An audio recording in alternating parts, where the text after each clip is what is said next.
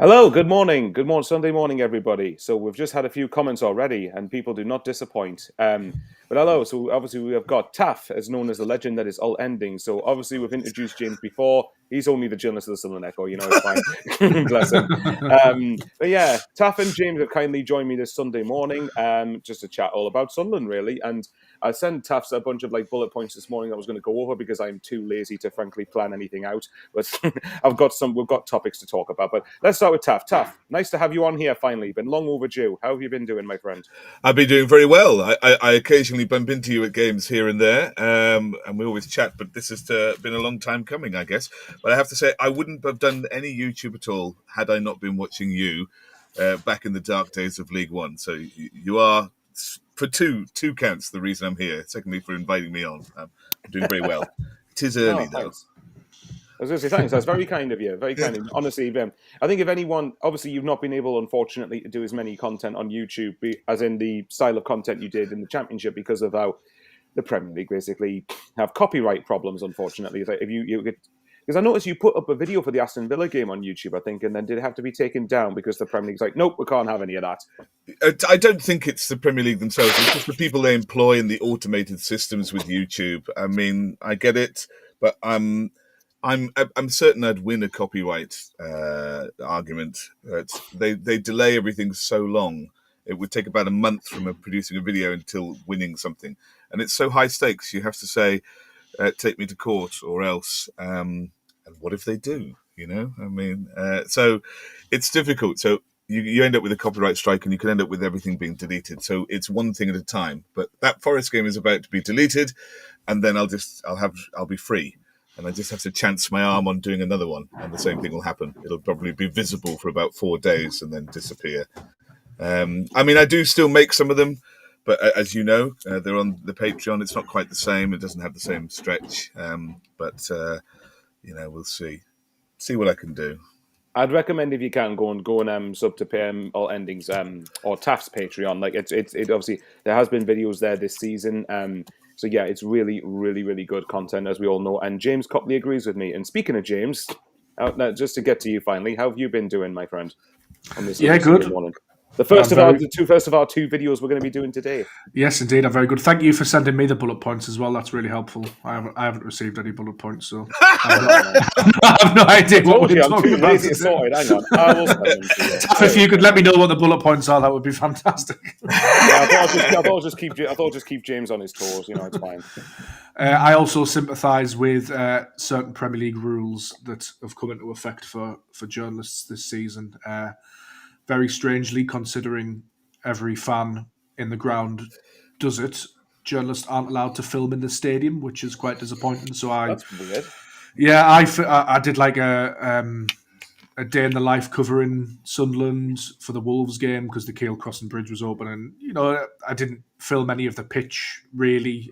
Only at the end of the game, I didn't include any of the goals, any highlights, any of that sort of stuff.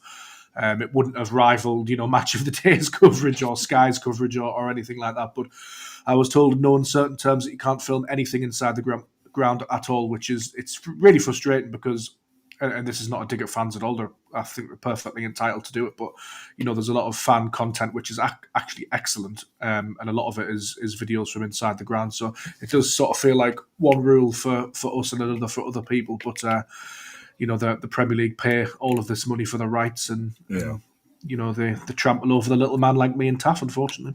Well, it's the same rule that stops my videos going out. The difference between what fans record in the stadium is that the automated systems can't catch that, and then there's just simply too much of it. So that's how it gets through.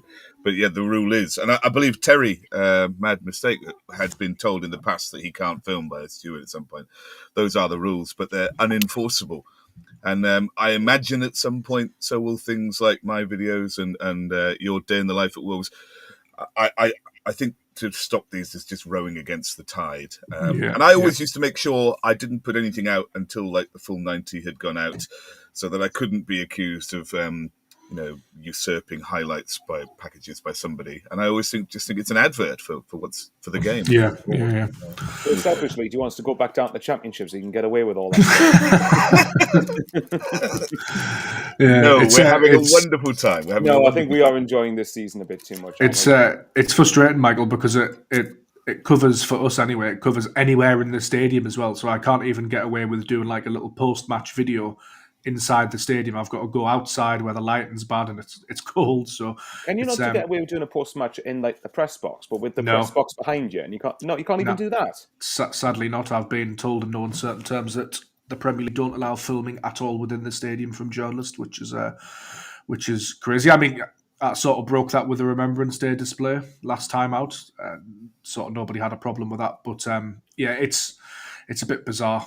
As I say, I do understand it because they pay a lot of money for these rights, but as Taff said, it does feel sort of counterproductive in terms of the popularisation of the product, really. I think people are more hungry for it than they ever have been, and a lot of this content actually is really good. I mean, there's loads of Sunderland fan content creators that I could mention who I watch their day in the life videos every time they come around on my feed and different bits and pieces. So it's a shame. It is a shame. No, absolutely it is. And Kev Muse, or Memes, I'm not going to call you that this time. That's a blast from the past for anyone who used to watch me on Fan TV. 3 points on the 14th of December. Yes, I absolutely hope so, as I'm sure these two gentlemen do beside me. Yeah, it's a weird one, really, because whenever I do my content, it's basically just me reacting to myself at full time if we're winning. Of course, if we're not winning, I don't bother with it, but just because I'm too fickle. But then, obviously, the main bulk of my content's outside, and I just don't want to take any risks with it. But I applaud people like Jalsey and Steve who are able to record it. And by the way, great YouTube, great channel, by the way. Go and subscribe to them. They're absolutely hilarious. Love the two of them together. But yes, so as for these bullet points that I may or may not have sent James now, and it means I can just look through. Let's talk about how nice, lads. How nice is it for once that Sunderland actually so far have been quite mint at football? It's been pretty good. We'll briefly touch on the Arsenal game, and then we'll sort of look in general because obviously the Arsenal game was a week ago. But I'll start with you, Taff. So obviously, as I can't remember if you were at the Arsenal game because I wasn't there. But I was able to watch it. But I mean, we can't complain with that, I think, can we? 2-2 draw against Arsenal. The only team, I believe, and you might know this, are we the only team who've scored twice against them so far this season? Yeah, we are. They lost to the champions by 1-0, and they drew with Manchester City 1-1. So, yeah, no one has scored two past them. So it's tremendous. I think that Gabriel still hasn't got up from his backside where Robbie threw him. So I don't know. It's amazing, wasn't it? It's amazing. It was... very much like that second playoff against Coventry. It was, blood and thunder, and it was just tremendous. Everything that you want from a Sunderland team: fight, desire, and that genius slogan till the end just seems to inspire everybody. The best thing about the whole experience, and it's been almost every game this season, is the spirit from the crowd that pushes people on. And there's, Labrie keeps talking about connection. I think he says it like 10 times every press conference. And it's a bit like bingo with that word, but it's kind of true. A drinking game every time he says the word bingo. No, have a drinking game every time he says the word bingo. Have a shot and see how mortal you are by the end. Well, yeah, but it's really good, and I do believe that the crowd are at like a 12th man at home, and it hasn't been like that for a long time. In that sort of power and connection, so it's really, really great, and that atmosphere was fantastic. And we just seemed in the last quarter when they sat back after the second goal, we just increasingly felt ever more irresistible as we got to full time. And even before the kickoff, I was absolutely certain that we were going to score. And I don't know if in the past I've ever gone into games thinking against such a mean defence and against a team that looks like they're going to be 1 or 2 this season. I don't think I'd ever gone into a game thinking certain we were going to score. And all of us, I think, when we went to Manchester United, thought, oh, we've got a real chance here. I don't ever remember going there thinking we've got a real chance. Turned out we were all a bit daft, but that's how I feel. I seem to have forgotten all of this, decades of misery. But it is amazing. It is amazing. No, absolutely it is. I mean, I said before the game I was cautiously optimistic of getting a point, but it was a lot of it that was down to Gyökeres not playing, Martinelli not playing, Jesus, Havertz, Odegaard. But at the same time, we were also without our record signing Habib Diarra, have been for a few weeks, and we were without Omar Alderete. So injuries go both ways. But I thought, and I don't know what you think, James, because I haven't really had a chance to speak to you about the game since, but there was a period for me in the opening half an hour of the second half where Arsenal did dominate, I think. But we did well to stay in the game, and I thought in the end we had two big chances with Broby before the equaliser. Obviously, Ballard scores a fantastic striker's finish-esque goal, and I saw there was a tweet, I think, was ever since the Coventry semi-final, Ballard seems to have been on a personal mission to become the best centre-back in the world. I think Taff might have mentioned it with Connor, I think. And by the way, great channel there, by the way. Go and watch their content together. But yeah, that was just hilarious. And then I think there was the other one from Paddy Power. I don't know if you've seen the tweet. If an asteroid's heading for Earth, all we need to do is have Big Dan Ballard headed away. So that was hilarious. But yeah, I thought the point, I don't know what you think, James, I thought the point was very much deserved from Sunderland. Yeah, I was towards the end of the game. You're sort of thinking about what you're going to write, what you're going to tweet out, what the narratives are, and I was actually in the midst of sort of looking at the pitch while still no look typing. That it feels weird to be disappointed losing 2-1 to Arsenal. I felt like there was something there for us in the game, and obviously to take the lead, and it was a measure of how far we've come. And I was actually still quite pleased with the performance. But to then score the equaliser again in those circumstances, I think it's like the fifth or sixth time we've scored a late goal this season alone. I was going to say, journalistically, this must be an absolute nightmare for you, because I'm aware of how it works when you type in a match report and then a goal changes your whole story completely. So it's like, Sunderland, so till the end as a fan is great, but as a journalist, can you please stop doing it and actually seal games earlier, please, so it's a bit easier for us at the end? It can be, but that's very, very much first world problems, to be honest with you. I would rather Sunderland got the goal, but I was hugely impressed. I thought the performance in the first half from Sunderland was excellent. We were excellent. The finish by Dan Ballard, the touch before the finish by Dan Ballard was superb. The atmosphere at the Stadium of Light, I can't really remember experiencing that too often for like a normal league game that's not a playoff in the Premier League. Back in the day, obviously, when Newcastle or Middlesbrough come to town, but I felt like there was a crackle in the air. We competed with Arsenal. What really pleases me about this Sunderland side is that it's tactically astute, and Lebris has them set up well. Everybody knows the jobs. There's a sprinkling of quality as well, but we're quite happy to lay down a physical challenge. And Arsenal really are the best in the league at that. They've deliberately got bulkier. They've deliberately started sort of shithousing as a way to sort of propel them to the title, which I think you do have to do to win that first title. You know, all of the teams that I can think of that have won titles over the years have that nasty element. And I think Arsenal are the best in the country at that at the moment. So for us to go and match them physically, I thought was outstanding, really. And then technically as well, to play our part in the game, as we mentioned, to score 2 goals against Arsenal, including that late equaliser, which felt like a winner, didn't it? I thought was outstanding. And to come away with 4 points against Chelsea and Arsenal this season is a monumental achievement. And you can just never rule this team out, and Taff touched on it then, but the connection, it seems to be radiating all over, doesn't it? Between Lebris, the fans, the players, the fans, the coaching staff, the ownership, and it's really quite powerful, I think. It's really hard to harness that. It's really hard to develop it. You can't really measure it in terms of statistics, but you know once you've got it, and you know once you don't have it. And at the moment, Sunderland really, really have something.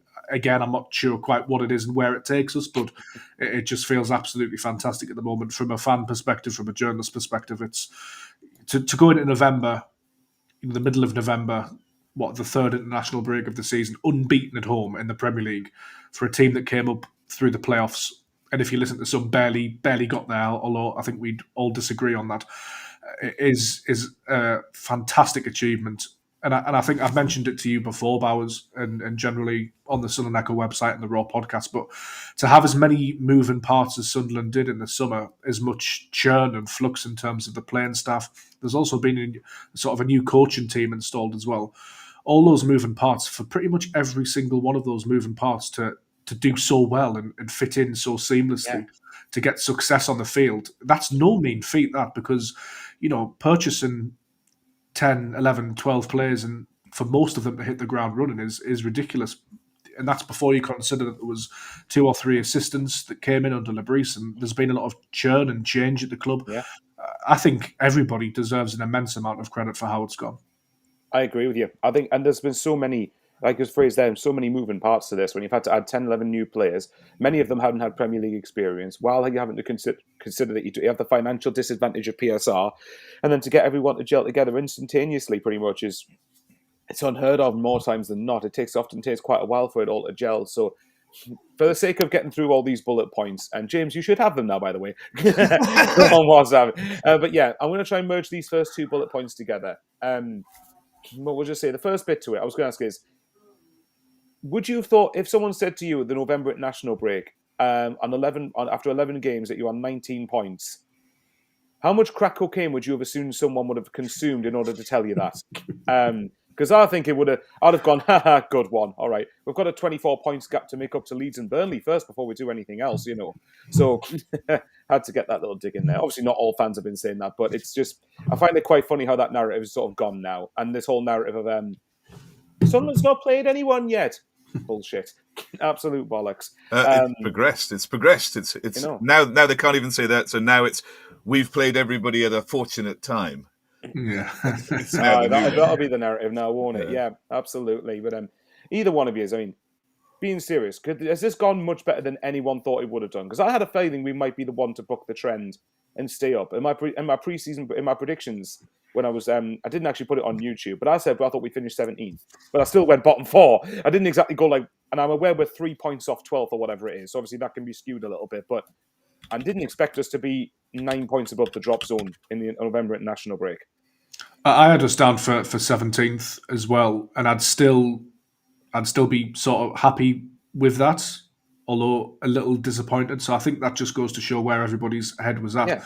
And again, so many intangibles, wasn't there? We just didn't know how well these players were going to do.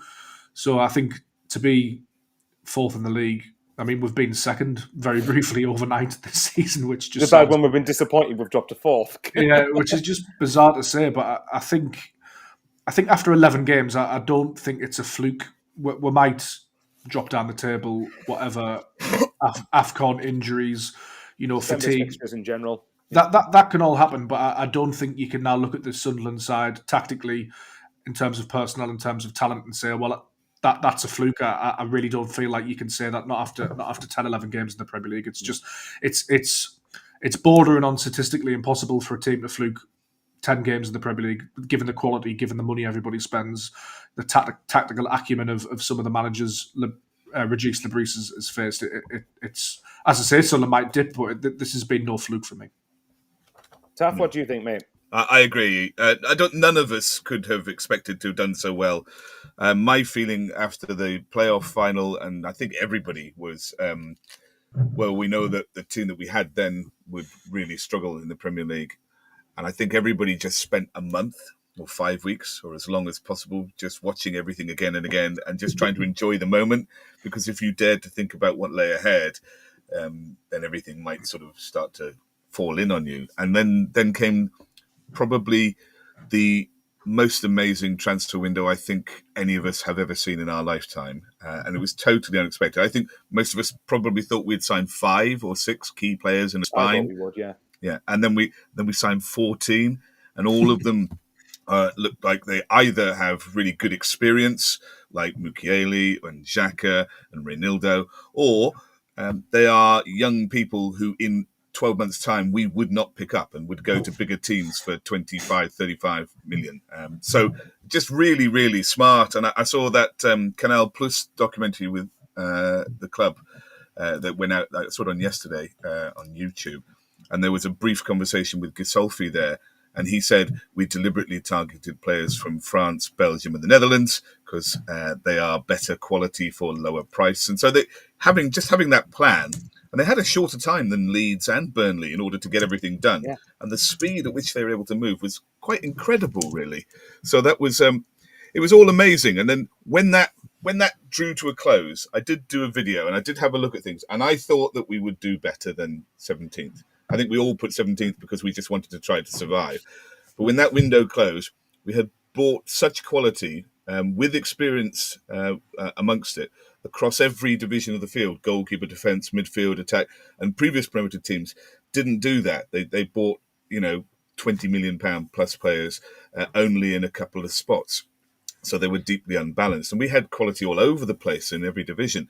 I think arguably right now, you might say it's unsure about Brobby's quality, but he looks better with every game. You might say that we need a right winger, but other than that, the difficult choice we have every week is picking a man of the match because they're all so fantastic, and picking a name to stick on the back of your shirt because there's so many to choose from. So it's been amazing. I was looking at 17th like everybody else. Once that transfer window closed, you kind of hope for 15th, and I think I'm looking at a little higher than that now. I think over that summer though, it's like natural of Sunderland fans to be quite sceptical. So as Taff says, all of these players were coming in, all experienced, a lot of them internationals, but you're sort of thinking, what's the catch, aren't you? So Robin Roofs comes in and it's like, well, how good can he be? He was like third or fourth choice on our list, and then it's, why is McQuayle not played for PSG? And you're sort of finding reasons. How good can a 20-year-old Noah Siddiqui really be? Have Granit Xhaka's legs completely gone? The Dutch media seem to hate Brian Broby. What's all that about? Why don't Brighton want Simon Adingra? Why haven't Man City bought Chemsdine Talby? You're sort of conditioned, aren't you, as a Southern fan, to think, well, how good can these players really be? It turns out actually very good. Very good indeed. Based on the opening 11 games, I think the thing I looked at it with our transfer business was the thing I was only concerned about was how much they have to gel together and do it quickly because if you believe the narrative, apparently we had an easy start, so therefore we had to get the points on the board early. But all joking aside, the fixtures we had obviously it comes with its own pressures because if we were looking at surviving or comfortably surviving or whatever it is, or we were going to be successful, then we had to get the points off the likes of West Ham, Burnley, Brentford, and to a lesser extent Palace, Villa, Forest, obviously under Ange, Wolves, it's Everton as well. You had to get points in these games. And in general, apart from Man United and Burnley, we've been pretty much in every game. And even Burnley, we were in it, but obviously the result on the day wasn't very good. But the point I'm getting at is, we've still done remarkably in order to get the points that we have so far. And if you look at it, so the next the legendary bullet points that I had was, for me, the immediate aim, now you two tell me if I'm living too pessimistically here, for me the immediate aim is still to get 40 points as quick as possible. Get 40 points first and then see where we can go from there. This is where Taff is probably going to blow me out the water and say we are going to get at least Europa League, and I'd love him for it if he did that. But no. You could potentially do that with 8th position in the Premier League, I think, by the way, if things went right for you. James is planting the seeds, going for Europa Conference League tour next year. But yeah, I think for me, 40 points first and foremost is the aim. And I know Taff said with Connor, I think it was, said I'm starting to watch the likes of Brentford as opposed to Leeds. I'm not. I wish I was doing that. I'm still watching Leeds, Burnley, and even after we drew against Arsenal, Chelsea played Wolves, didn't they, in the 8:00 kickoff last week? And I was going, right, Chelsea, if you can keep Wolves down there in case they get a manager bounce, and then we can still be 17 points ahead of them, then we're gonna be more than all right. But what do you guys think? For me, it's 40 points first and then see where we go from there. Is that pessimistic, or what do you think of that? I think that's quite normal. I think we'll make that 40 points. I don't think you'll need 40 to stay up. I don't think we'll get Europa League, but James is right. It could go down to 8th. We're guaranteed pretty much a 5th Champions League spot. You get then 6th for the Europa League. And then if any of those top 6 win various cups, it could go down to 8th. So, and that's not an impossibility. If you look at the league table, you have to be better than Brighton. You have to be better than Brentford, people like that. And that is not impossible. But that, I think, is the limit of where we go. Yeah. But I don't think we'll end up there. I think going away to Brighton is difficult. Going away to Bournemouth is difficult. So they've got good teams. So I don't think that we'll end up there. But I'm not looking at 18th, 19th, 20th. I'm not watching Leeds anymore or Burnley anymore. Wolves are gone. I've never been convinced. Sorry to interrupt you, Tam, but is this because we've made up the 24 points gap? You love that, don't you? I'm never letting it go. I'm wondering if we will actually poetically finish 24 points above Leeds. That would be that would be lovely. That would be nice. I hadn't thought of that, Taff. That's brilliant. It's perfectly possible. When you're writing your match report at the end of the season review, James, just say we credit Taff, aka AltEnding, for this narrative. Oh yeah, that's I'm repurposing that. Yeah. Remember, Diarra and Siddiqui, they didn't really want, did they? So yeah. I just think that when we look at what's going on, I don't think that Wolves are gone. I think that Burnley are probably no good. I think they're punching above their weight with their points, but good luck to them. And I've always been really doubtful about Leeds' firepower. I think Calvert-Lewin wasn't going to do anything. Pirot is too slow for the Premier League, not in terms of speed, but he's a great player for the Championship. And it all rested on how Okafor does, and he looks a bit lightweight and not really good enough. So I don't think, I'm starting to believe that they aren't going to do it now. They've got a really tough series of games coming up. They'll be rooted down there. So I just think, well, what can we do? We are no fluke, and James said it really well that you can't go 11 games at a fluke, lucking out, playing everybody at the right time and having no one particularly to play. So we are a really good side. I don't think any Sunderland fan goes to watch a game now and thinks we're going to get hammered. We're not going to get battered by anybody. Lebris won't allow it the way we set up. He's really cautious first half of games. It's all about trying to stay tight, stay in it, and then gradually in the second half he makes changes to try and win games. I think we've only scored 4 in the first half of games, 4, possibly Something 5. like All our that. goals come in the second. So I think there's no chance that we're going to be down there. I think some of those teams down there are rooted there. I think Forest and West Ham will start to improve under their new managers now.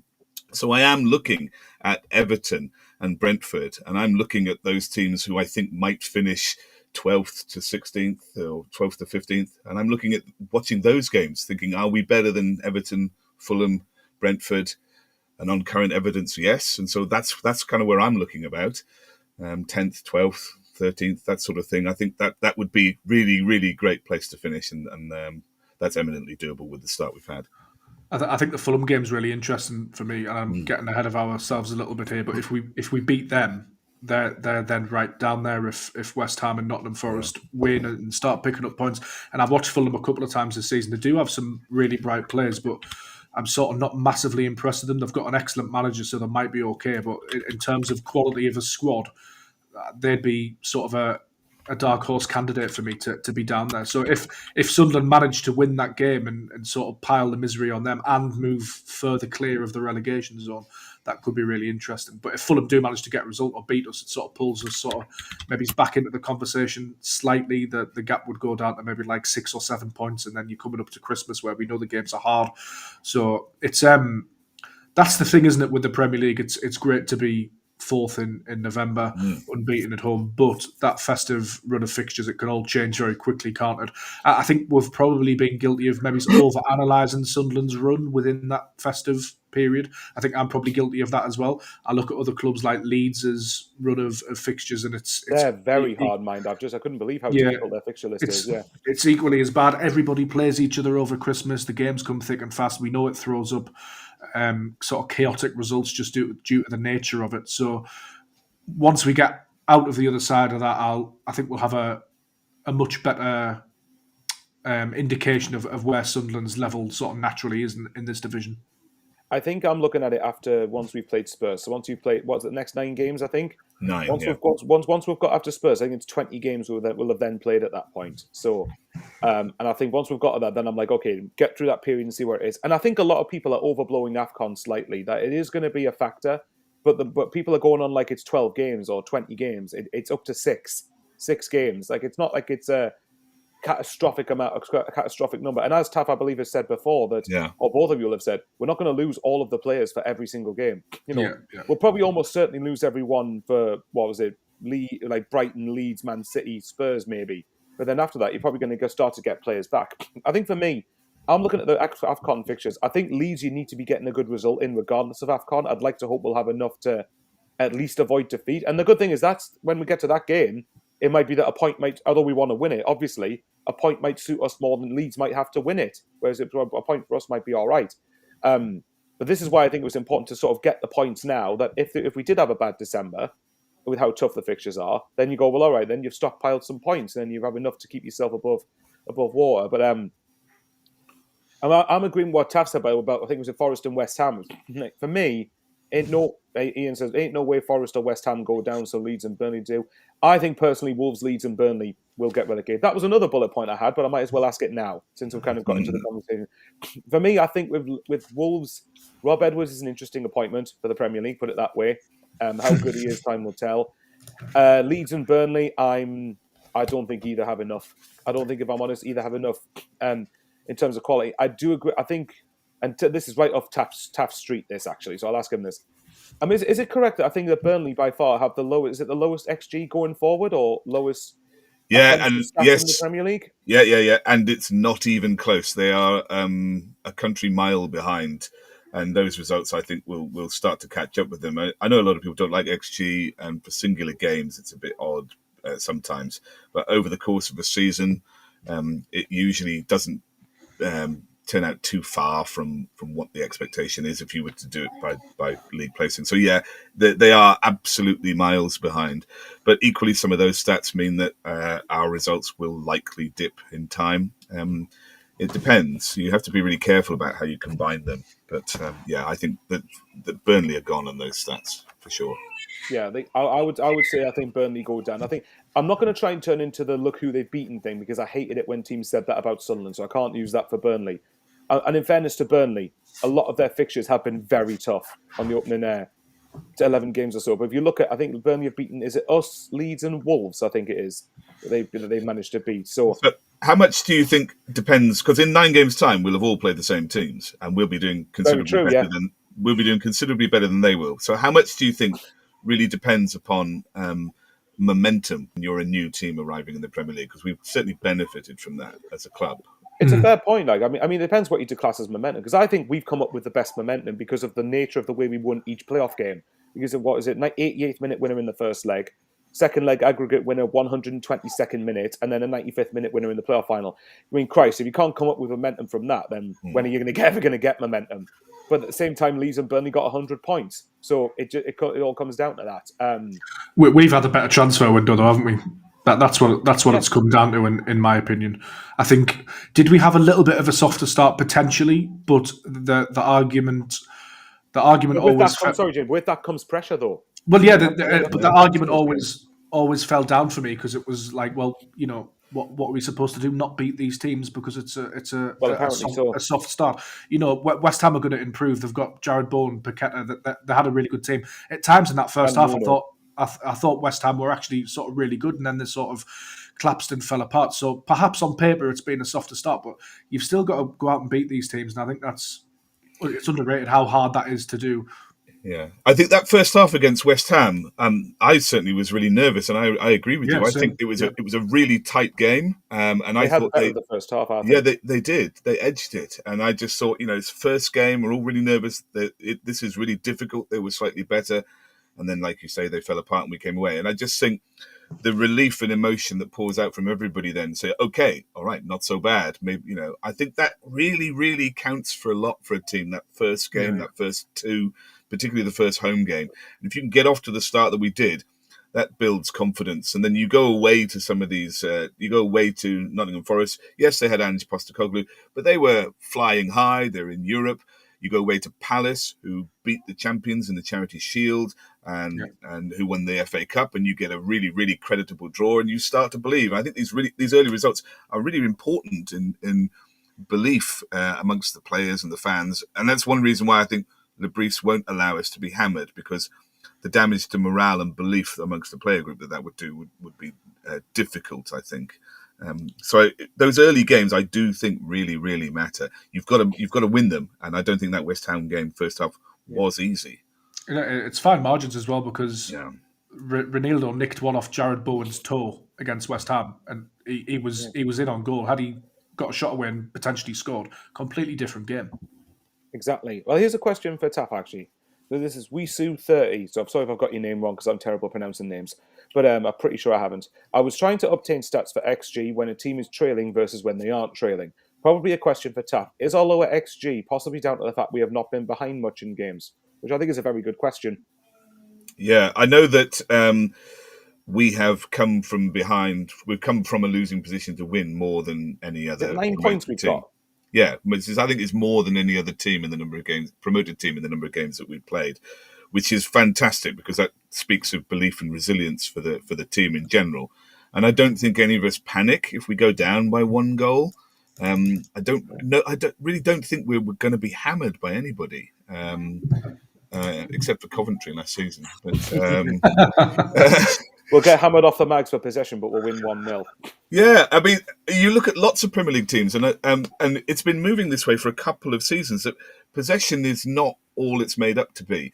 It is if you want to play like Pep Guardiola, but we're not trying to pass the ball around in the centre circle and control it and try and get some wonderful play through 8 players into the box. We're not trying to do that. We're trying to be secure and break on the pace. Everybody understood our team when we watched the transfer window unfold.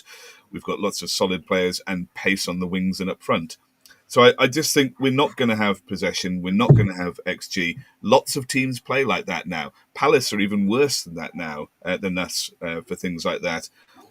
In those sorts of stats. Brentford play the same way. Nuno at West Ham will now play the same way. So it's really quite common for teams to play that way. And it's why Man City have been undone more recently in the last 18 months than they were before that. Because people are not prepared to compete on the ground of possession and XG and the number of, field positions, stuff like that. So I think XG is lower and ours is quite low. I think eventually that sort of thing catches up with you. Isidore, I think, has been putting in, an incredible amount of chances that he's got. That will it sustain itself? These things probably not over the long term, but things are improving. We've had in certain games a lot more possession than I thought we would have. So I don't know about being poor. We're certainly nowhere near as poor as Burnley. But I think that these things matter less than they used to, and other teams play the same way as us. I've been surprised at how common teams play in the Premier League, actually, in our sort of style. I love that, by the way. Darren is a fan of your accent, Taff. I thought I'd just highlight that comment. Well, for a fee, I can read him the bedtime story of his choice. That's an own official audio book. I love it. There we go. Well, very quick, before we move on to the next couple of topics. Like I said, go on, Taff, go. Yeah, there was something I was going to say before, and now it's suddenly slipped my mind. It was James was saying something about. Oh no, I've interrupted you. I can't remember now. It's gone. I will try and interrupt you again. Sorry. That's fine. Go for it. I do it all the time. Don't worry about it. Well, I was going to say, very quickly for me, I think Wolves, Leeds, and Burnley go down. What do you guys think as of right now? I'm going to go Wolves, Burnley, and Fulham. That was the one I was going to interrupt you about. Yeah, maybe Fulham. James was talking about Fulham in the next game that we've got. Fulham's top goal scorer is own goals. Did you know that? I did hear about that. Yeah. Which probably means we'll score 2 own goals now, doesn't it? Well, Michael Proctor's got anything to do with it, yes. That's fine. We'll win 3-2 on the own goals derby. We'll have Bird Leno have a hat-trick of own goals. It's fine. But Burnley and Wolves, for me, I'm undecided about the third team. I thought I've been interested to watch Fulham's drop. I think the 3-0 against Wolves is an aberration of a result. If you take that away, then things are difficult for them. So, but they're quite good at home. There's a bit of discontent though, isn't there, behind the scenes, reportedly involving Marco Silva and transfers, and I just think that never bodes well, does it? No, he won't sign a new contract, isn't he? Yeah, he won't sign a new one. Yeah, and that can really hang over a club, can't it? Yeah. He won't sign a new one because he doesn't feel he was backed in the transfer window. Those are the stories, aren't they? And so if players will know those sorts of things, and how much are you going to give for a team if the manager is choosing not to stay? I think those things matter. So yeah, I will. I'm going to side with James, partly because I'd quite like Leeds to stay up. If 2 promoted teams stayed up, that would be nice. I've got nothing against Burnley. I just think their football is dull and dire. I think a lot of them fear that as well. So Wolves, Burnley, and Fulham, just because it'd be nice for 2 to stay up. Selfishly as well, Leeds is closer than Fulham, so that suits me down on the ground. Fulham's a great day out. It is a great stadium and a great day out, but I'll take the trip to Ellen Road over there. Yeah, they've cancelled the neutral end now. You can't get neutral end tickets. So that's a shame. Yeah. I went to Craven Cottage for the first time, and it was Ricky Alvarez's only goal for Sunderland in that FA Cup game. The only thing he ever did in a Sunderland shirt. So what did that cost us? About 25 million quid in the end. My favourite visit to there was when they brought Jimmy Hill on at half time, and we all went nuts. And the police escorted him from the field. That was a glorious day. Love it. Well, we'll see what happens next week with Fulham. Maybe if we end up beating Fulham and they look really poor, then I might revise it. But I just think with Leeds, I think if Leeds stick with Daniel Farke the whole season, and even if they're sacked, to be honest, I'm not convinced Leeds have enough going forward to really do anything. And I just think, I don't know what it is. Maybe just because if Marco Silva stays for the year, I think he does enough to keep Fulham out of it. But at the same time, Leeds' fans are a bit miffed with Farke at the moment as well. I've seen a fair amount of discontent on social media. I know that doesn't always account for a lot on the ground, but that's a little bit of a precarious position, isn't it? Because he did well to get them up, but the season before they really should have got up and they didn't. So that I think there's some sort of historic needle's probably the wrong word, but a little bit of discontent between Leeds fans and Daniel Farke. I might be reading too much into that, but the impression I get is that it wouldn't take a great deal for that to turn. But that's the other thing as well. Say Leeds, not to make it about last season too much, but if Leeds had stuck with Meslier till the end, you wouldn't have bet against Leeds not finishing in the automatics. Yeah. So that's the thing. So I don't know, with Farke, I think Farke gets sacked at some point. I think he gets sacked probably before the end of the year.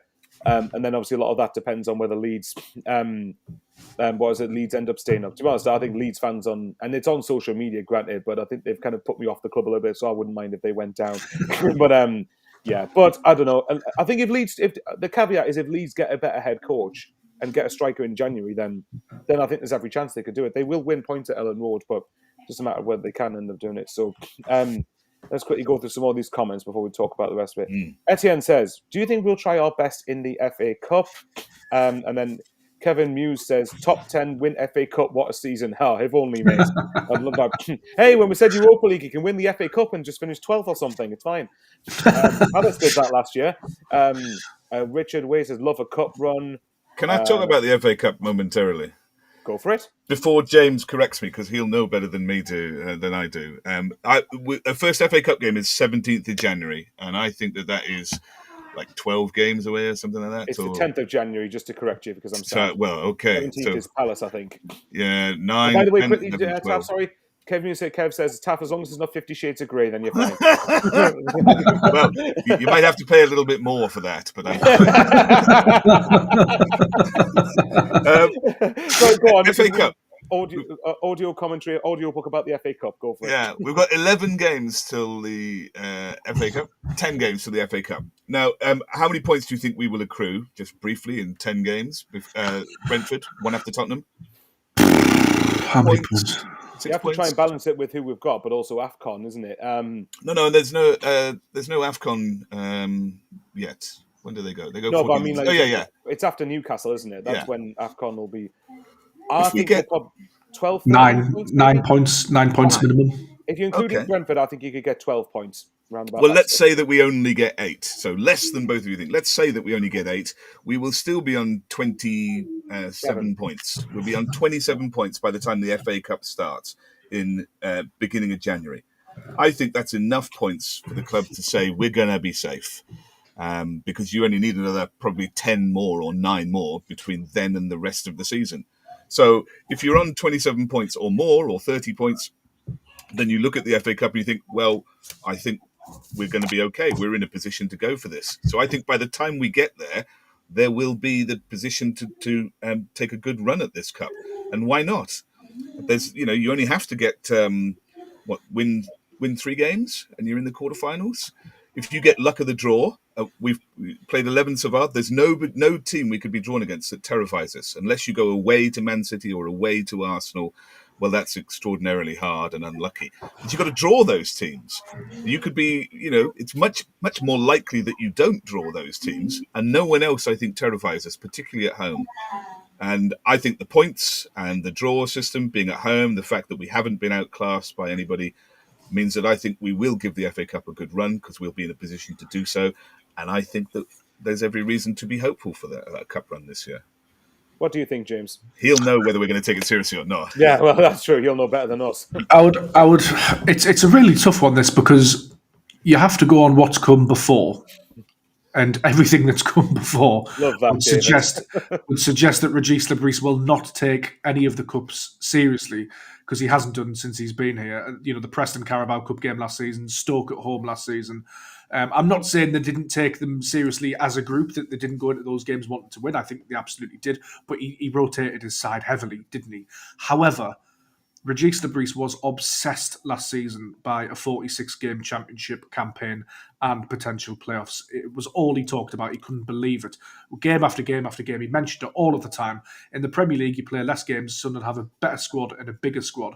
And as Tuff mentions, it depends who you draw. If you draw a National League team, with all due respect to the National League teams, you would expect Sunderland, whatever side they put out, to win, especially if it was at home. So whilst I'm sceptical given on what's gone before, I do think the club should look at it. I'm a bit of an old romantic when it comes to the FA Cup. It did sadden me to see, what was it, like 8,000 or 9,000 for the Stoke game at the stadium. Of like, I completely got it. It's expensive. Sunderland, didn't take the game seriously in terms of putting their full team out. It was also bitterly cold. I think it was Storm Darrett at the time as well. But it does sadden me to see sort of the FA Cup losing prominence just generally in football. It would be a great feel-good story for Sunderland to do well in the FA Cup. It really would be a story. And I think in terms of everything the club has at the moment would lend itself well to a cup run in terms of the late goals, the drama, the togetherness. And it could really sort of galvanise the city again, the team again, the connection between the management, the players, the staff, the fans. It could be really important. I'm still not over Sunderland's exit at the hands of Everton in, 2011, 2012, something like that. And the Martin O'Neill you're on about? Martin O'Neill, the replay. Yeah, I still haven't. I love Martin O'Neill to bits, but I still haven't forgiven him for playing Kyriakos in the centre of defence. I would love to see us have a cup run. I mean, the weakened team against Hull City under Poyet, we could have gone to Wembley again that season. That still rankles with most of the fan base. I would personally love to see it. I've never really seen a good cup run that I was fully aware of in my lifetime. I remember the Millwall game at Old Trafford, but I was a little bit too young to fully appreciate the sort of the gravitas and the what could be of that occasion. So for me, I would really, really like to see it. But the league is the most important thing, isn't it? Financially, I think that's the harsh reality of football these days. And top flight football in England is there's the financial reality, and then there's actually how fans feel. And I think most fans would love an FA Cup run, but the Premier League comes first in the modern age. So even if we look like even if we're on 30 points by early January, you think that Lebris will still say, "Look, why will I risk my key players when we're not yet up?" I think you raise a good point, and I think the thing is about Regis Lebris is that he's the arch pragmatist, isn't he? And he will do what is right for that moment. So if we are on 30 points and going well in the league, I could see him maybe he's giving it a go because the risk-reward ratio would be there in Sunderland's favour. What's gone on previously in terms of the Carabao Cup and the FA Cup last season, the risk-reward ratio wasn't really there, wasn't it? Sunderland were never going to win it. It was unlikely that they would get into the later rounds, and it would probably come at the detriment of Sunderland's league season, and that was all about getting out of the Championship, wasn't it? That was the main aim of this football club. So perhaps things have shifted internally behind the scenes now. Now we're in the Premier League, now we're doing quite well. I don't know, I've not had those conversations. But you can believe that Lebris will have a detailed idea and plan of how he wants to approach it and what he wants to do. And, Sunderland have a bigger squad now. Sunderland have quality and depth of quality. I mean, Dan Neil is a player I really rate. He's not getting in the team. Chris Rigg hasn't been playing a great deal. So hopefully Sunderland will have players back by injury. The January transfer window will be open. We may have signed a couple of players by then that we're trying to sort of bed in. So that there are a lot of intangibles that we just don't know yet either. We might get to that FA Cup game and AFCON's really taken its toll. We've got a few injuries in key places. Everyone's really knackered, and he might just go, actually, no, I'm not I'm not having this competition. Maybe we'll have a look next year when we've got a fuller squad. We just don't know the full circumstances yet, which makes it really hard to predict. No, that's a fair point. I mean, you could look at it if, say, we stayed up this season, then the next year, you're another year of Prem money behind you, which allows you to get better players and allows you to get a better squad, which should then enable you to give more of the cups. a good goal. And I'm not just talking FA Cup, but Carabao Cup as well. But, so I do get why but even if you look at the Huddersfield game in the Carabao Cup, for me, that 11 was still more than good enough to go and beat Huddersfield.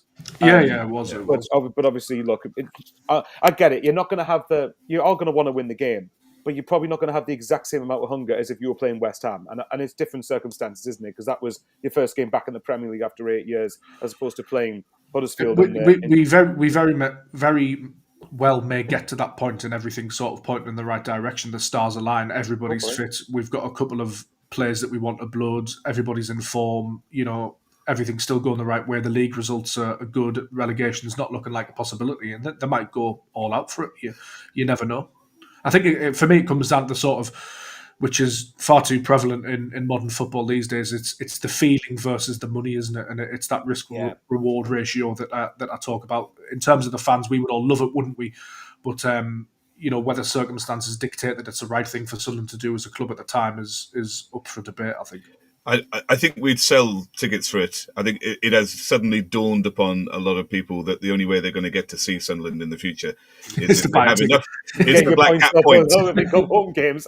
Yeah, so they're going to sell tickets for FA Cup games because people need Black Cat points to go and see them anywhere else. Well, there's that comment doing the rounds, isn't like that. There's that comment doing the rounds, isn't there, that Sunderland only prioritise the season ticket holders, which amused a great deal of many fans. Well, I mean, imagine you went on a cup run and you got to Wembley. How would they prioritise 38,000 season ticket holders when you only get about 30,000 tickets? Yeah. It's a lot less than the FA Cup final, isn't it? Yeah. So much simpler when we played the Checker Trade Trophy. Yeah. Getting way ahead of ourselves here. Hardly anyone prioritise the early rounds of the Checker Trade. What you're saying, guys, is that we're finishing 8th and winning the FA Cup, right? Okay. No. We're not. Palace finished 13th after a really bad start and won the FA Cup last season, so anything's possible. All joking aside, look, I think if we're on around 30 points, I don't see any reason why you can't give it a go personally, because I think from there, even if you wanted to just get the 40 points first and foremost, then you go, well, another 3 wins, 2 wins, a handful of draws does it for you. So, if we're in a position, we'll wait and see where we are after Spurs. I mean, a lot could depend on how the teams that were supposed to be around Sunderland are doing by then as well. If Wolves still look completely adrift, if Forest really don't kick on, if we are well out of that relegation picture, then that'll definitely be a factor as well. Because you just don't know how those teams are going to do. Leeds could have a stinker and not win a game over Christmas, and all of a sudden that bottom 3 is so far removed from you, regardless of how many points you've got, that they might decide to take it seriously then. Well, that's the thing, because even if you look at next month's fixtures, for example, even as hard as they are, even if let's say you take a point off Newcastle, for example, and you beat Leeds, then you still get, from a really difficult month, you're still getting a decent tally considering who you're playing. And then say if you go to Brentford and get a point, for example, and I've changed my mind on Brentford because I thought Brentford would go down at the start of the season, and they actually look very good when I've watched them. To be fair, so there's that one. Right, next. The next just Patrick's comment there. He said, "Does he get a loyalty point for take that?" Patrick, only with your wife. Only with your wife. I had to highlight that, Patrick. James made a really good point about that FA Cup, about saying it. Regis is a pragmatist. It depends on how we're doing. If we've had some injuries, we still don't have some key players back from AFCON, then he won't take that game. He'll just throw that and say, no, not a chance. And because every FA Cup game that you play, you run the risk of an injury or a suspension that affects the league.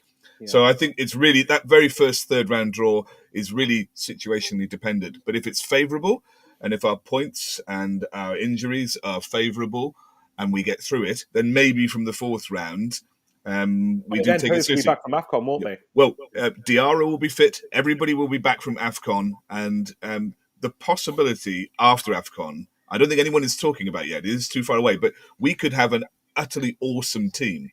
You look at people like Talby. He's out of position for that goal against Burnley that Cullen moves in from. He doesn't track Cullen's run to the D, but you look at him lately defensively, and when he comes on, he's much more solid. So by after January, by that fourth round of the Cup, our team will be so bedded in and playing so much better with everybody back from AFCON. We could be awesome after the AFCON. I love the way you phrase that. Let's hope that that's the case. Let's hope that is the case. All right, then here's the point I wanted to before we bring up January and obviously FA Cup and when we're going to win it and finish it and get Europa League on the back of it and everything else.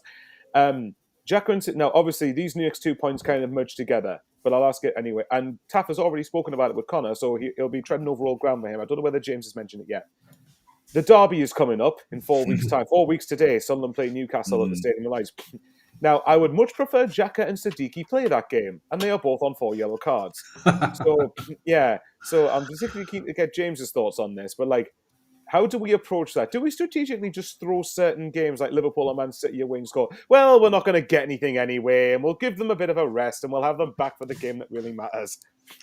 How do you approach that in all seriousness? I'm going to be diplomatic, keep this short, but I can't see either being suspended for that Newcastle game unless they are red carded beforehand. Is that them avoiding a fifth yellow card for 8 games, or is that because they're going to get out of the way before then? Given the way both of them play, I can't see them avoiding that fifth yellow card. Either. So I think the big question is in terms of the games in between. Hopefully they don't both do it at the same time. That would be a bit of a nightmare. Yeah. But these things have a way of happening like that. Who was it last season who was on 4 yellows for ages? Was it Hume?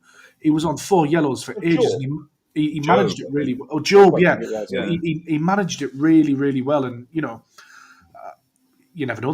They might surprise us and get through the majority of the year. No, but how but it's not likely, is it, though? No, it's not, given the way both play. Every game that passes between now and then, I'm just going to be more and more nervous if they don't get one. What I'd really like is for Xhaka to score a worldie at Anfield, to tear off his shirt in celebration and get a yellow card for that. That's what we need. I'd accept that yellow card, no problems. Well, clearly Ian loves this talk. I'm effing sick of talking about this yellow and Xhaka Siddiqui card. Just take into account his effing inevitable. Yeah, I know, but the longer it goes on, Ian, I'm going to get more and more tense about it. How can you not be concerned about it though, given how big those players have been for us? I'm not even talking about the Newcastle game here. I'm just talking about if both of those are out at the same time, or even one for any of those upcoming games.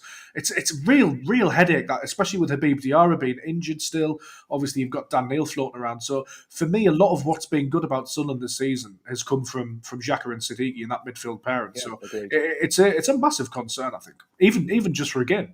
Just to quickly make this comment before we continue talking. So I'm just going to say Bora because I can't pronounce your first name, mate, and I'm not even going to attempt to pronounce it. But following Sunderland since '97, this is more fun these days because of guys like you. Thanks, Michael, James, and others who will include Taff in this as well. Still struggling to get a Sunderland jersey India, but you guys rocks. Thanks very much, mate. It's nice of you to actually watch us from that part of the world. It's just incredible, really. Yeah. But yeah, no, I think this is the taking my son Patrick to his first derby. He's been ill. Well, right. The result will depend if you should take him ever again, mate. So if we lose, don't bother with it. But no, I know what you mean about the 4 yellow cards thing. Is in an ideal world for me, what you want, because I think we can get points off Fulham and Bournemouth, whereas I'm not expecting anything at Liverpool and Man City, really. Not impossible, but I'm not expecting anything. So what you want is Siddiqui to get booked against Bournemouth, then he misses Liverpool, and then Xhaka to get booked against Liverpool, then misses Man City. And then it means tearing his shirt off having scored a worldie. Absolutely, of course. Like, score a worldie to get us an unlikely point at Anfield, and then we've got 5 points from the next 3, and then we'll lose at Man City anyway, and then just go and beat the Mags. That'd be really funny. But you seem very confident we're going to beat them. No, I'm not. I promise you. False bravado. Absolutely. On current form, we do. But there. But as you know, this is why I always say current form shifts constantly. So we'll wait and see. Yeah. Look, if I'm talking about the Newcastle game, look, I know about their away form and everything else that's gone on and all the hoo-ha around that with Eddie Howe and stuff like that. To me, the prospect of him being under pressure, I think, is ludicrous, given what he's done for them. Completely agree. But, I'll not say what I think about Newcastle's fan base because that would take too long and it's not kid-friendly. Everybody's getting stuck into Newcastle as well at the moment, and I guess sort of rightly so, because they have been a bit under par in terms of the league form. But yeah, for what you expect from them, yeah. My thoughts on the derby is that's still a very good team, and Voldemort still very good. That midfield is really, really strong with Bruno and Tonali. Yeah.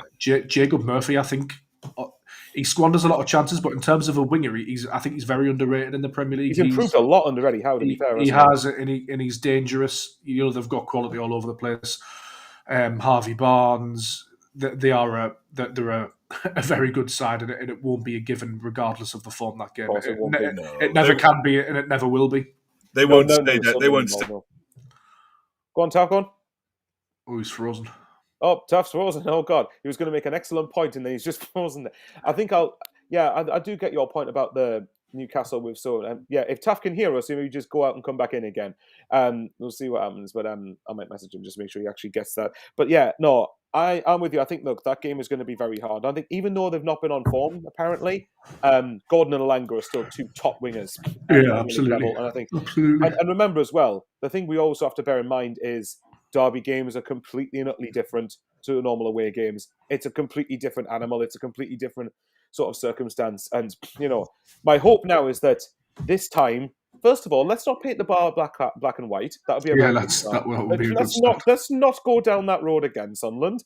But all seriousness, I think there was a lot of factors last time that Newcastle had a far superior team, unfortunately, to what we did. Well, and we had Michael Beale in charge. I was just about to mention that. Yeah, Michael.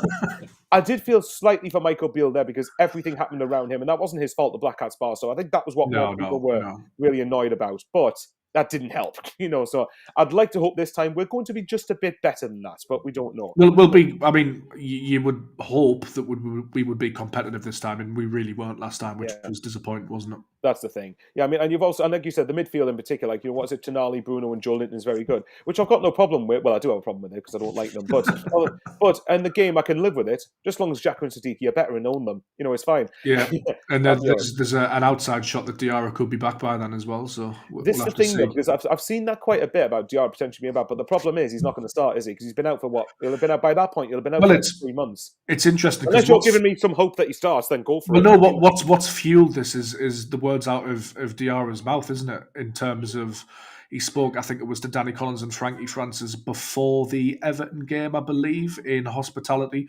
And obviously it was filmed and uploaded and covered quite widely. But it's interesting in what does he mean? So he's asked when he's back, and he said, definitely the Newcastle game. Does he mean that he's targeting that game to be starting for Sunderland again? Is he going to be slightly before that and going to ease himself in and be ready for the Newcastle game? Or is it that game in which he makes his injury return? In which case, I agree with you. He's obviously not going to start that game, but I'll be interested to get some context on that from him in the club, whether he's targeting that game as his sort of full comeback, or whether he's going to be back before then and he's targeting the Newcastle game as a game he really wants to contribute in. Was a bit ambiguous, unfortunately. But he's had a groin surgery, hasn't he? So it's I think it's very dependent. Well, unless you're doing this whole conspiracy theory route where you're making him believe that he's not going to start to throw Newcastle off, but then they're surprised when he starts against them and has a man of the match performance and scores a hat trick. So God, I sound ridiculous there, don't I? Right, let's have a look. Hang on. I agree, James. It's Bruno's birthday today, not that I have sent him a card or anything. Lol. Okay. Hey, Bruno, hope your birthday present is a pummeling on the 14th of December and Sunderland win at the stadium. Just as an aside, I don't think I've ever seen a player on social media say vote for me for Player of the Month, ever. I don't think I've ever seen that. Well, it depends. If he has a stinker against Sunderland, then we win. I might vote for him. We'll wait and see. Darren, I love this bit. Defo Michael, if we lose, it's my son's fault. Yep, just putting it out. My first ever derby in the flesh. So I didn't get a season ticket until a bit later on. So I think I got one just after my GCSEs. My first ever game as a season ticket holder was, and first ever derby in the flesh was Ryan Taylor over the wall, which was not fun at all. No. That was after I'd properly got into football, and that was my first derby as well. And I went into it really overconfident, and I learned that mistake. So I'm ever since then, I've hated playing Newcastle. I've never been and I'm sure but I love derbies when we win. After the aftermath's brilliant, but it is. Whether was it? But this is a good point. I think someone mentioned earlier. I can't remember who it was. I think was it Keith who might have mentioned it, saying hopefully the Mags are in the drop zone when we play them. Oh yeah, that was it. Yeah, Keith asked. I'll just quickly get it up again. Hopefully the Mags will be in the drop zone when we play them. But I'd be very surprised if the Newcastle are anywhere near that by the time we play them. If I'm honest, I think I don't think so. And the thing is, we say what we want about their away form, and one point is, as Kevin's made, form goes out the window for that game, absolutely. But also, 3 of their next 4 are at home. And to be fair to them, at St. James's, okay, not necessarily the most best performances, they do genuinely win at St. James's. I think they've got their 4 games in the run-up to us, because I was talking to one of my mates who's a mag, And I was saying, and we're talking about the fixtures, and I was saying, I think it was Man City they've got at home, then a trip to Everton, and then they've got Spurs and then Burnley at home. Now, I never want Newcastle to win games, like, at all. But the only time, but this season I have done when they played Leeds, when they played Wolves, when they played Burnley, because I'm like, well, unfortunately, the Mags aren't going to go down, probably. So you want them to beat the teams who I think are going to go down. So it benefits us. So, but yeah, I'd be very surprised if the Mags are only 2 points above the drop zone going into that game. What I would, Sky Sports is just showing the Broby goal again. What a time to be alive. It's interesting with Sunderland and Newcastle at the moment, just in terms of off the field. And I never thought I would be saying this a couple of years ago, but Sunderland feel like they've gone ahead of Newcastle in terms of their sporting structure and how aligned it is. I think there's no doubt there's been a little bit of strife behind the scenes at Newcastle United. Obviously, they've had a couple of people leave. Eddie Howe's been sort of driving the transfers and doing a lot of that work, which, for anybody that knows modern football, it's very difficult to be a head coach and be involved in transfers. Obviously, you do have some involvement, but to be leading that as well, I think is that's very why you've got tough. sporting directors these days, or directors of football. Exactly, and I know they've made a couple of appointments recently, and I'm interested to see how those work. But they've since Staveley and Gadusi, sorry, I nearly said Gasolfi now. Since Staveley and Gadusi have left it, they've appeared a little bit rudderless at times in terms of the sporting directorship. I think it feels like the Saudi Arabian owners are very hands-off, and that sort of middle management hasn't been there with Newcastle, whereas Sunderland, it feels like completely the opposite. Kira Louis-Dreyfus is involved. He's got his team, Speakman, Gasolfi, obviously Stuart Harvey was there, who's just left. They've got clear direction, clear plan. It's just interesting to me coming into that game what that narrative will be like, and you know where the two clubs will be when it comes is really, really interesting as well. Well, that's it, and this is the thing. The pressure will probably be on Newcastle in many ways going into that game, and I'm not trying to play the. I'm not going to try. It could be their make or break for their season. Like, maybe, you know. I'm not even like, I don't think I'm being over dramatic about that. If things don't go the way they want them to in the Champions League, which is a really tough competition, as we know, and the league form doesn't pick up, but that really could be a make or break game, not just for them, but for Eddie Howe as well. You never know how these things are going to go. Well, the other thing and maybe this is me looking into it too much, and during the game it probably won't play any bearing on this.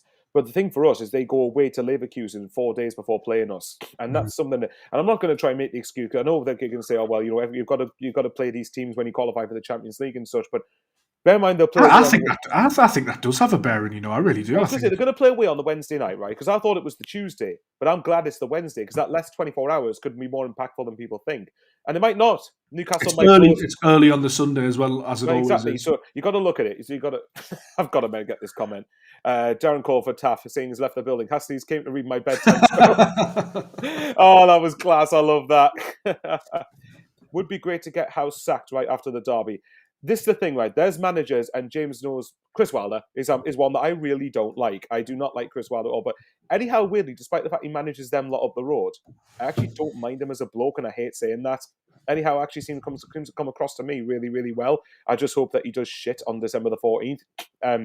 But yes, the point I was going to get, but remember, they're playing Leverkusen away on the Wednesday night, and then that means they're not going to travel till the third, unless they're travelling during the night, which I can't imagine they would be. Travel back on the Thursday, then they're only going to probably have at most 2 days of training, and then Sunderland away, aren't they? So it could be a factor. It might not be, but it could be. We don't know. I think it's certainly a factor if you're in a rut come that time as well. If you're in a rut and you're not doing too well, the last thing you want is big games, one after the other. But I think we're probably all getting a bit ahead of ourselves. There's a long way to go from there. Feasibly, you could have like Sunderland having lost the last 4 in Newcastle, having won their last 4 and like level on points or even ahead of Sunderland by then. You just never know how it's going to work out. And I agree with you in regards to Eddie Howe. I think the fact that he's even slightly under pressure at the moment is, I think it's ridiculous. Because of what I mentioned, because of the sport and structure at the club, I feel like he's been hung out to dry a little bit, to be honest with you. Should things be better this season for them? Yeah, I would argue they probably should, but I don't think that's the fault of Eddie Howe. And to deliver that mythical trophy that they hadn't won for, what was it, 70 years, wasn't it? It was like 1955. Yeah, something like that. I mean, he was the man that brought them that. So I think to turn on him, I think would be poor form indeed. No, I agree with you. And just very quick, I actually will stick up for the Mags. I don't get this idea of making the Carabao Cup's a Mickey Mouse trophy. I would give anything to see Sunderland win that. So for me, I'm like, nah, no, thank you. The Papa John's trophy is, or whatever the trophy is called now. That's for me is I mean, James has to be diplomatic here, and he can't say this, but I don't have to be, so I can say that. I don't have to be diplomatic about the Papa John's trophy anymore. Fair enough then. Do you I remember? I was buzzing when we won it, but like now looking back, I'm just like that was the Were you most as buzzing as thing Wee in the Philly world. was? No, I didn't see how buzzing Wee Philly was at the time. Oh, I did a live stream with him on Fan TV. He was desperate to win that cup, and I was like, Philly, it's a trophy named after a pizza. Like I was desperate to win it as well, but I think context as well. It was like COVID, so we'd had nothing to get excited about for like 2 years, had we? I wanted to see us win at Wembley more than win that, if that makes sense. In case we ended up in the playoff final, I thought it would actually be quite handy to have already won there. But and you could argue in terms of superstition, obviously Sunderland hadn't won at Wembley since 1973 until that Papa John's win, so that might have broke the curse that then laid the foundations for the Wycombe playoff final wins after that, and then Sheffield United. So maybe it served its purpose. I don't know. Sunderland 2, Newcastle 1, FA Cup final 2026. Sunderland win the FA Cup at Wembley. There we go. I've often thought this, Bowers, like, what happens if Sunderland and Newcastle ever get to a cup final? Can you imagine? Like, logistically, in like, forget about the game and what happens. And you talk about how it's going to be policed and how the nervousness is like. Can you imagine? It would be like. I mean, most Newcastle and Sunderland fans are like, very well-rounded, calm people. Apart from when it comes to football. And just makes both sides of the divides really sort of feisty. So I can't. I mean, where would they have that game at Wembley in London, or it would be? Trafalgar Square would be interesting. Oh, it would but how do you police how do you police the entirety of London all of the time when you've got Newcastle and Sunderland fans like left, right, and centre over multiple days as well? Like it would be absolutely steaming, by the way, as well. Yeah, it's steaming as well. It would be absolutely nuts, but long way to go before that as well. We get very ahead of ourselves on this show. Yeah, I was going to say, well, I mean, I wouldn't be surprised if Newcastle make the Carabao Cup final again, to be totally honest. But they've got a decent run in there already, haven't they? And I'd be astonished. I think they've got Fulham at home in the quarters. I'd be very surprised if they're not in the semis. I would agree. Taff is back, so there we go. Taff is back. Can you hear us all right? I can hear you. Can you hear me? Yep. I was clearly about to say something very stupid about the Mags game, and the internet decided that. Well, believe it or not, we are still talking about the Mags game, so it's still more than close. Actually, I'll ask you this then, as we were talking about this ourselves. What do you reckon about the idea? And this is getting way ahead of ourselves, as James has just said. What do you imagine about the idea? How would London police that if, say, Sunderland and Newcastle got to Wembley together? So, say an FA Cup semi-final, an FA Cup final, Carabao Cup final, whatever it is. Well, good luck to whoever's in charge of policing that. Yeah, that would be a nightmare with both teams attempting to find. Sorry, have you seen this comment here? Trafalgar Square. That's where he's been. 350 Shades of Grey after all. Well, it took longer than I thought, but it would be a nightmare with both teams attempting to occupy Trafalgar Square. The only way they could manage it is with big sticks against those wearing black and white, I imagine. It would be interesting. No-go area for anybody outside of the northeast, but that would be fun, wouldn't it? I'm not sure that Newcastle know how to find Trafalgar Square. We've been there many times, of course. Yeah, very true. Yeah, I don't know. And it's like you said, James, this all started with winning the Papa John's Trophy in 2021. It did. It all started with a 6-0 loss to Bolton Wanderers. Would police move the game to midday on a Saturday for the FA Cup final? Would they move it to somewhere else other than the centre of London? Yeah. To be fair, for the likes of BBC Radio Newcastle and North East journalists, it would actually probably be a brilliant story. Something Newcastle FA Cup final. But my God, I would feel so sick. The idea of losing to them in a cup final and then watching them win it, I couldn't do it. I'd be too ill at the thought of it. I'd be like, Sunderland, please, my summer depends on this game. Can you please, make sure you beat this lot? Lose to them in the league, whatever, I can live with that, but not in a cup final, we'll see. But quickly, what both are your feelings on that? Well, Taff, I'll ask you this. What's your feeling on the Mags game? Because although obviously their away form's not great at the minute, like James said, their team's still it's still very good, and derby games are totally different than normal away games. It is. They're a really good side. They've been their own fan base has been too hard on Eddie Howe. They surely do not stay in their current league position. I'd be So astonished if they did. I can't believe Voltemada's coming in for stick from some people. I think he's Has he hit the scored a lot ground of goals running. with barely having many chances? He's got 4 or 5 goals, I think, this season already. That's incredible. Yeah, fair enough. I mean, you couldn't have expected him to hit the ground running any better for them. So they're being overly mean on him. I think that the problem they've got is their expectations are so high with the ownership and the money that anything outside the top 6 is deemed a failure for them. So I don't know. On current form, I'm convinced we beat them. I know you don't like that, but form goes out the window. But I'm not worried about it. Everything is on them. They are expected to beat us. Anything less than a win is bad for them, I think. They're expected to beat us. That's what all the talk was about.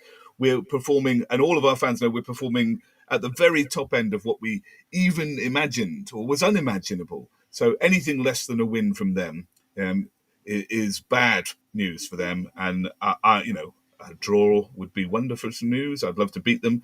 I think these things are perfectly possible, but the onus is much more on them than us. If we lose, we'll all be miserable, but it isn't crucial.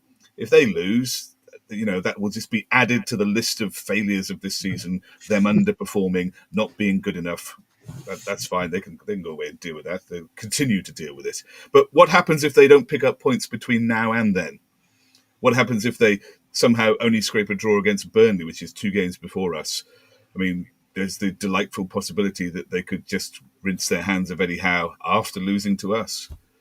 That would be quite glorious. Because then I could go back to Eddie Howe completely, so it's fine. I rate Eddie Howe that highly that I'd prefer them to do it before, to be honest. Yeah. Well, we're just going to say, hey, Steve McLaren, John Carver, coming out of retirement. Alan Pardew rocks up. Well, but we used to. He's another one, by the way. Sorry, who didn't do anywhere nearly as badly as some of their fan base claim he did. By the way, I will die on that hill. We used to get a new manager just before the Mags game and get a bounce and beat them. So I'm not sure that's a great idea, James. Well, yeah, that's I'm forget my history there. Benitez, though. They sacked Steve McLaren 2 games while playing us, and then they got Rafa Benitez, lost to Leicester, and they still couldn't beat Sunderland. So, just saying. I'm not worried about the game. I think we win on current form. If we don't, I'm okay with that. The onus is much more on them. I think in the context of Sunderland's whole season, I think anything from those 2 games against Newcastle is a bit of a bonus, and we shouldn't lose sight of the fact that we've actually already had an amazing season, and it's only 11 games in. Yeah. I would say personally, I don't know if it's me being, I'd be disappointed not to get anything at home against them. Personally, I think you're always disappointed, aren't you? If that no, but I mean realistically, for example, if I'm disappointed not to get anything at Man City, but I'm realistic, it's probably not going to happen. Whereas I think we could get something at home to Newcastle. I'm not saying a win necessarily, but I think we could get I feel like that about St James's. If we get anything there, I think it is a bonus. Yeah. But at home, I think we're capable of getting unless Xhaka and Siddiqui are both suspended for that game. And I'm like, right, scratch that, doesn't matter. Which really hope doesn't happen. But yeah. Kevin Muse, what was the bedtime story? You two want to keep that to yourselves, like. But yeah, But always, I'd be surprised. To be honest, I still expect Newcastle to finish above Sunderland, and I really hope I'm wrong on that. It would be hilarious if we did finish above them. But I still rate their team. They are still a very. It's going to be a lot closer than we thought, though, isn't it? I mean, yeah, which is an extraordinary achievement in itself. Yes, Ian, absolutely. Of course, I'm just But to be fair, though, if you said to us after 11 games, one of you is going to be 4th and one's 14th, and 14th will be 2 points above the drop zone, and in beaten home, you would have figured it would be the other way around, obviously, wouldn't you? So it is just quite funny. And I just found, and I said this to Jack Dodds because I had him on my channel on Thursday, and I was saying to him, to any Mags fans that are complaining, just get on with it, because we've had to watch you win the Cup and get Champions League and become the richest club in the world while we've been out of the Premier League for 8 years. So suck it up, get on with it. What Alex Neil said, as much as I don't like him, put your big boy pants on, get on with it. So, just get on with it. Move it to the stadium and lights over Wembley game. But the last question is obviously I will have to start heading off in the next 10 minutes or so. But for the rest of the season, what do you think about our prospects this season? Where do you think, as of right now, we finish? Obviously, that can change dependent on form, on injuries, or whatever else it is, and on January as well. That could be quite massive. I somehow don't believe these Lopez rumours that we're apparently going to sign him for like 80 million euros. I think that's a bit sensationalist, to be honest. But hey, Gazolfi's good at proving people wrong, but I don't know we have the PSR. Well, Taff said apparently we have the PSR scope to do that. So, who knows? Maybe anything can happen. We would, but that one might hamstring us in future windows. That's I the feel. problem. You don't want to spend so much and hamstring yourself for the next 2-3 seasons. Unless we could pay it over like 10 seasons, maybe that would be. But to be fair, maybe Noah Siddiqui gets sold for £100 million, and then next summer, and then it's all right. Then we're more than covered. But what do you guys think for the rest of the season? Where do you think is there a minimum that you would take in terms of where we finish, or what do you think is going to happen? Well, in 9 games we reach the halfway point, don't we? It's 8 games, isn't it? 8 After games. we play 19 games. So let's imagine that we have, at worst, let's say we get 6 points in the next 9 games. That would be at worst, I think. So we'd have 25 points if you doubled that. And I think after AFCON, we'll be stronger with everybody back and everybody fit. So I don't see any reason we could have signed more players in January as well. Probably. So if we got 50 points, where would that leave us on most seasons? Well, you're talking at worst 11th or 12th, probably, aren't you? On 50 points? I don't know. Probably top half, to be honest. I think you have a very good chance of top half, if not finish in there with 50. This is where Taft's very good at being quick and finding out for us. What do you think, James, while Taft's looking?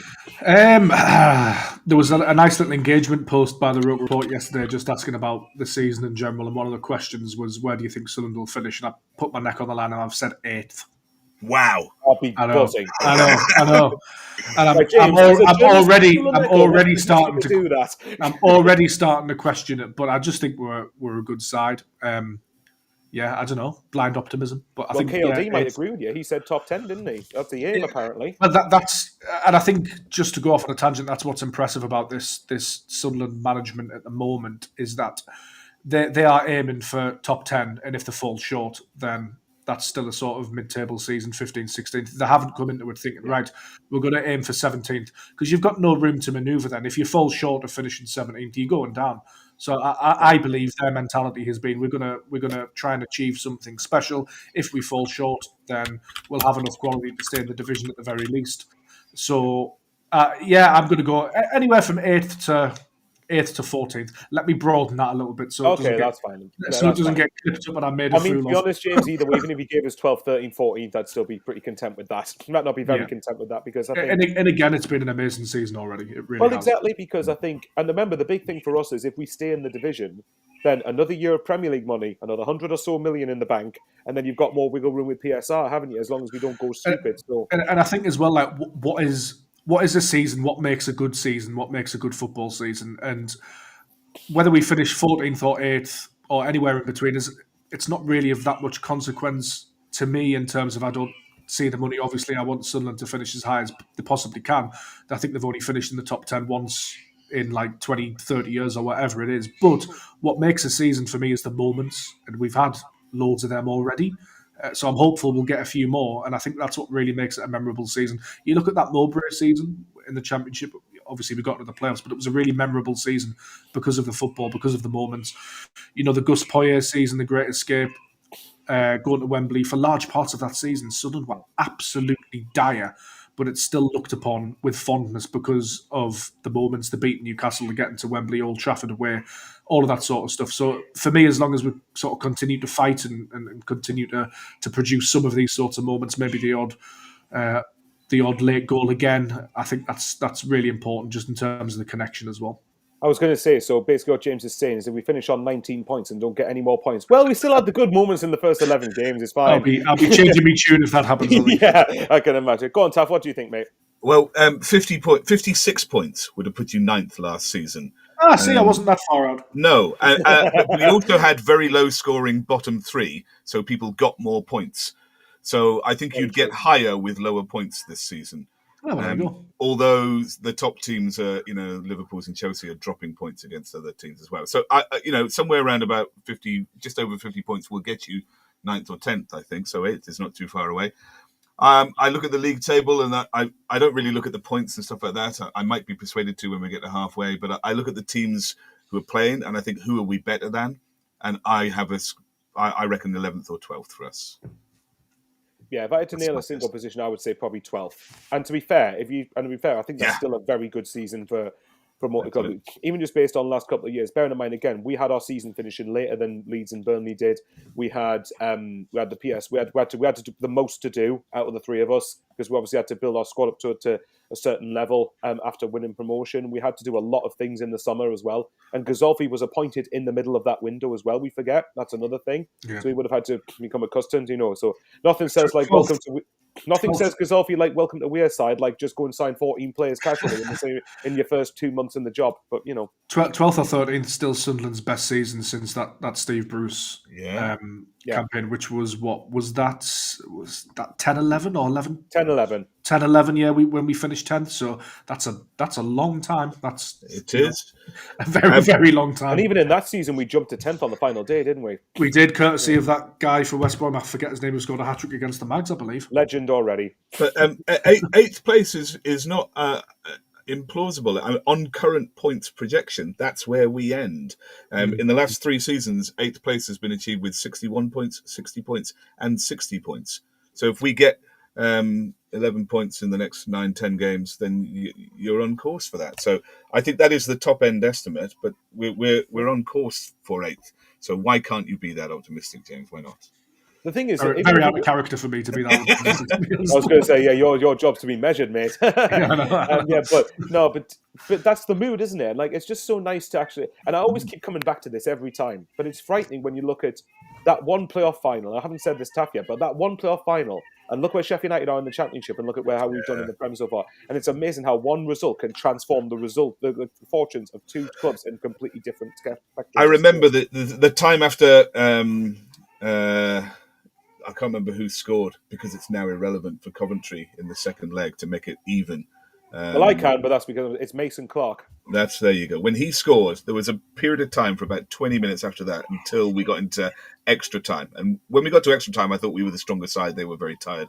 But that time between then and extra time, I started to get, I kind of stopped making notes on the game. And I started getting a bit upset because I was like,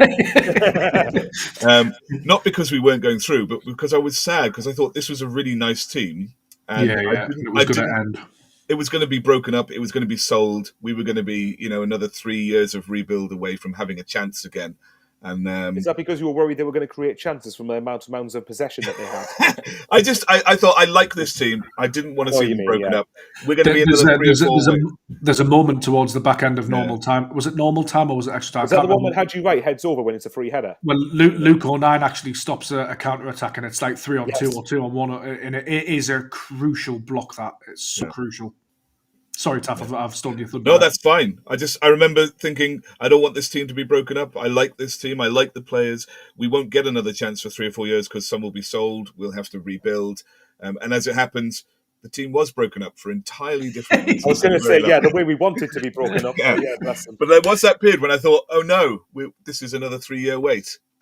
It's easier to palate, isn't it? When more palatable when you've got Mukwele and Robin Roofs and But I do get what Taff meant though, because I'm looking at that team and I thought last season, well, as it turns out, this season might have been a good chance as well, with none of the parachute teams doing as well as you thought they would have done. But I looked at last season, I thought that's our chance, and especially when you had Leeds and Burnley finishing in the top 2, and I stand by what I've said about Sheffield United last year. I felt we could have beaten them in the final, which we ended up doing, but even then, the momentum of having done it the way we've done it and the transformation since then has been incredible. It's been an astonishing 2025 when you really stop to think about it.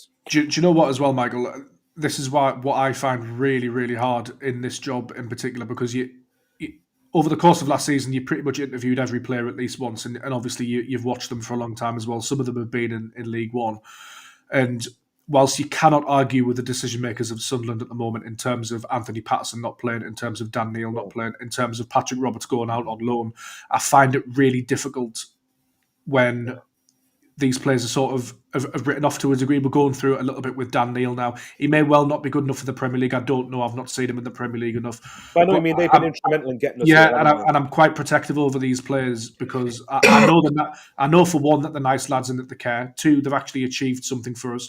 4 or 5 of them double promotion winners. Yeah. And Dan Neil, a local lad, and I just find, I find a lot of the comments on him jarring.